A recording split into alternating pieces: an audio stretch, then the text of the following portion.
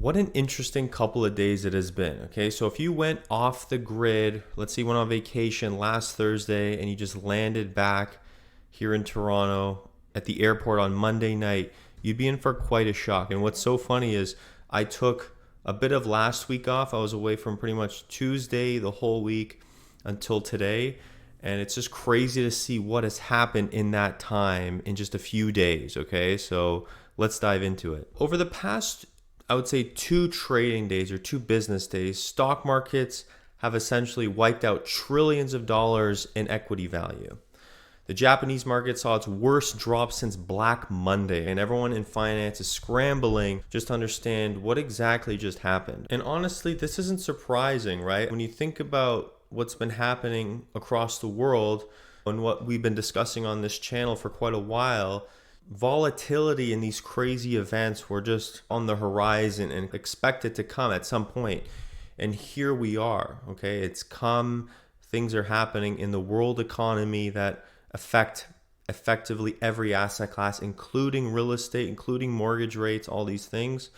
And what shocks me is really how surprised everyone really is by this. I mean, if people are shocked, I think, this is just how economic cycles really work. And for those kind of hoping for lower interest rates, this is exactly how you get them, okay? By markets and the economy taking essentially just a nosedive. That's what starts to really drop interest rates and what gets the banks all over the world thinking about dropping them quicker, even the Federal Reserve now. So let's be clear, lower interest rates aren't going to save the world, let's say this time, okay? What we're witnessing is really necessary for rates to come down. Financial markets and the economy, they really need to hit rock bottom first. Things need to get bad or worse before they get better, okay? And the biggest issue I would say in finance is really like bias, okay? So you never ask, let's say, a barber if you need a haircut, and never ask a mortgage lender if they want lower rates. So, those people will always say yes. So on Monday morning, Jeremy Siegel from Wharton called for the U.S. Reserve to cut rates by 75 basis points immediately and another 75 basis points in September, okay? That's a huge amount of rate cuts in a short period of time. And this guy's obviously very smart, but this idea is probably one of the worst I've heard in a while, okay? So I'm not saying it won't happen. Obviously, it could happen. There could be these big emergency rate cuts, but I personally believe it's a bad move, and this is why. So every time there's a big unexpected rate cut, it signals trouble and triggers more selling in the market, okay, creating like a vicious cycle. And if we look at past recessions in 1990, 2001, 2008, 2020, each was preceded by large rate cuts. So market sees these huge rate cuts as a sign of impending doom, leading to more selling. And it's like a self-fulfilling negative cycle or a loop. So why does all this matter to the mortgage world or a mortgage broker in Canada? Several issues are brewing that could impact the mortgage and the real estate world here in Canada. So first, we got bond volatility, right? If you've looked at the 5-year bonds in Canada or the US over the past few days, they've been dropping heavily, like days in a row of big drops that are going to directly affect the fixed mortgage rate. So this is actually very good, believe it or not, for people that want to get mortgages. Okay, and I've heard this a few times now from different financial experts. It's actually getting a little bit better for borrowing money, okay, here in Canada and the United States for real estate. And so what happens is when these bond yields drop, lenders get a bit skittish, right? They won't adjust mortgage rates quickly. Rates might shoot up fast but crawl down slowly. So this fear of risk means banks will increase their spreads and tighten their lending standards, okay? Getting exceptions for loans will be near impossible, making it tougher for clients to secure funding. Even though rates can move all around the place, and obviously second, with global markets in turmoil, like what's happening in Japan, if you're digging into that, credit really starts to retract in, okay? And while it's not as severe as 2007, we might see a tightening of credit availability. Now, just because, let's say, the fixed rates are falling, banks can still tighten their credit. They can make it a little bit stricter in terms of what they do. Yes, borrowing becomes cheaper, but maybe the rules of what they do to give out money or to give mortgages becomes more strict. And the Bank of Canada's ongoing quantitative tightening also sucks liquidity out of the system, right? Quantitative easing is when they're essentially printing money. Quantitative tightening is when they're sucking money out of the system. They're doing the exact opposite. If banks start restricting funding, it could actually feel like a dry desert for new loans. In a way, this could actually be worse for mortgages, or it could be good. And we have to see where this plays out. I'm just trying to lay out all the cards on the table for you to know what the chances and what the possibilities are for the future here. And then I would say third is really like the wealth effect, right? So as people see their investments and their home values drop, they become financially conservative. They start pulling back on spending on other things. And maybe they put off a big purchase like a home, like a car, a really expensive boat, or something that's just a large financial purchase. This kind of negative feeling that consumers have directly affects everything, right? And it can spiral. It can have appraisals coming in lower value and further depressing, let's say, the housing market, other markets, the equity markets. And lastly, what I would say is volatility probably will persist, right? So if you've looked at other markets, volatility and fear is starting to go up now, okay?